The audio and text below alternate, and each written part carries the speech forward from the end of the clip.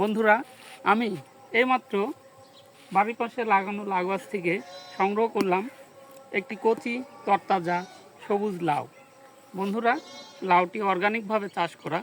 আপনারা সবাই জানেন যে আল্লাহর সর্বশেষ এবং সর্বশ্রেষ্ঠ নবী হযরত মুহাম্মদ রাসূলুল্লাহ সাল্লাল্লাহু আলাইহি সাল্লামের খুবই পছন্দের খাবার ছিল এই লাউ।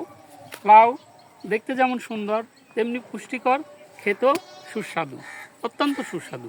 তো বন্ধুরা, আসুন এই শীতে আমরা আমাদের বাড়ির আশেপাশে খোলা জায়গায় আনাচে কানাচে লাউ গাছ লাগাই, অর্গানিক ওয়েতে লাউ চাষ করি, আর নিজেদেরকে বলি দেশি তরতাজা কচি লাউ বেশি বেশি করে খাও।